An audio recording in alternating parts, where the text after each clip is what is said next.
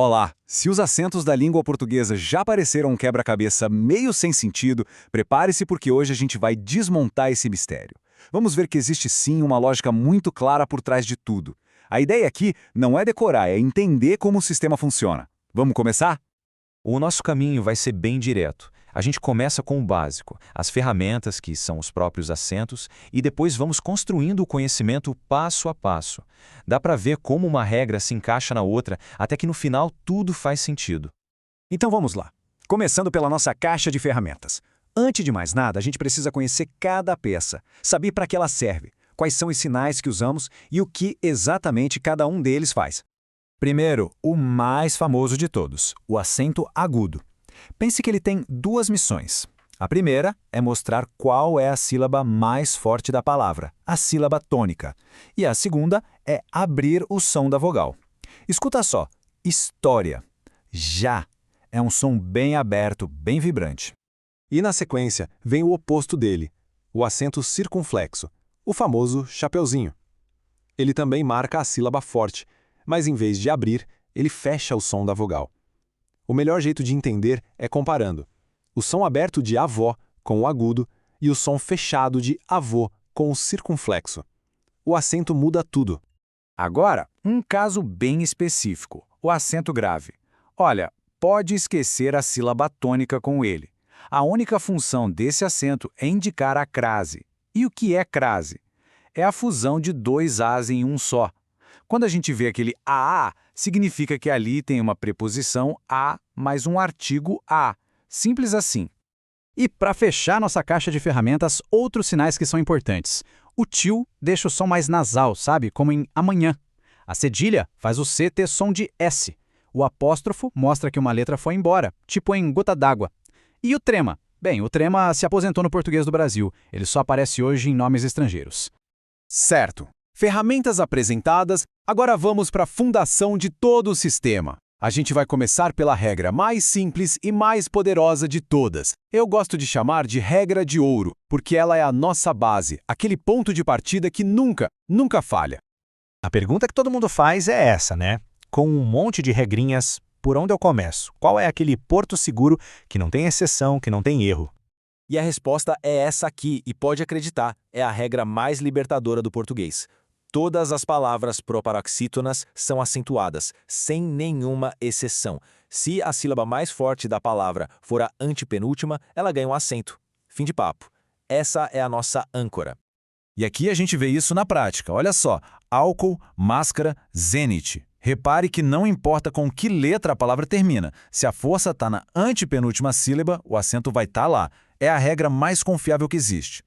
Ok, com a nossa regra de ouro bem estabelecida, vamos para o outro extremo da palavra, quando a sílaba forte é a última. Aqui, a gente agrupa as oxítonas e os monossílabos tônicos porque a lógica para acentuar os dois é exatamente a mesma. E o segredo aqui é um só, olhar para a última letra da palavra. Se um oxítona ou um monossílabo tônico terminar em a, e, o ou em em, com ou sem s no final, eles vão receber acento. É só isso. Pense em sofá, café, cipó, também. Agora, vamos para o maior grupo de palavras do português, as paroxítonas, aquelas em que a penúltima sílaba é a mais forte. E a parte genial é que a gente não vai aprender uma regra nova do zero. Vamos só pegar a lógica que acabamos de ver e virar de cabeça para baixo. Olha só que elegante que é isso. A lógica é a da exclusão. Se as oxítonas são acentuadas quando terminam em a, e, ou em, as paroxítonas são acentuadas quando terminam em basicamente qualquer outra coisa. Se a palavra for paroxítona e não terminar com uma daquelas 4 terminações, ela leva acento. E esses exemplos mostram perfeitamente essa lógica. Lembra daquela listinha das oxítonas? Agora olhe para cá. Fácil termina em L, que não está na lista. Carácter termina em R, que também não está. História termina num ditongo, que é o encontro de duas vogais. Como nenhuma dessas terminações está na lista proibida e as palavras são paroxítonas, elas ganham o acento. Muito bem, já cobrimos as 3 grandes regras, que resolvem, 90% dos casos. Agora, vamos mergulhar nos detalhes, naqueles casos específicos que às vezes confundem um pouco. E vamos falar também de algumas mudanças importantes do novo acordo ortográfico. A regra do hiato parece complicada, mas vamos transformar num checklist de 3 passos. Primeiro, a vogal forte da palavra é um I ou um U. Segundo, ela está numa sílaba separada da vogal anterior, formando um hiato. E terceiro, ela está sozinha nessa sílaba ou no máximo acompanhada de um S. Se a resposta for sim para tudo, ela leva acento, como em saúde e faísca. É só seguir o passo a passo. Outro caso para ficar de olho são os ditongos de som aberto, EI, EL e OI. A regra é muito simples. Quando eles são a parte forte da palavra, levam acento. O próprio som já quase pede o acento, né? Chapéu, anéis, herói. E aqui uma mudança muito importante, principalmente para quem aprendeu as regras mais antigas. Aquele acento que existia em palavras com ou e em não existe mais. Por isso hoje, vou, enjoo, creem e leem se escrevem sem o circunflexo. Foi uma das simplificações do acordo ortográfico. Bom, chegamos ao final do nosso percurso. Agora é hora de dar um passo para trás, juntar todas as peças que a gente viu e enxergar o sistema completo de uma forma bem mais coesa e, espero, muito mais clara. Então, a lógica central é essa aqui. Primeiro, a gente procura as proparoxítonas, porque a regra delas é absoluta.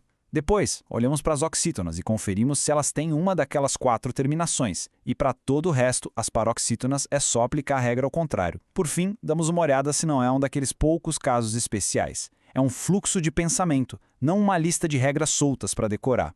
E para fechar, fica uma reflexão. Agora que o sistema parece mais lógico e menos aleatório, o que mais muda na forma de encarar a escrita? Talvez seja a simplicidade da regra das proparoxítonas, ou quem sabe a descoberta de que a regra das paroxítonas é só o espelho da regra das oxítonas. Vale pensar em como esse sistema pode destravar a confiança na hora de escrever.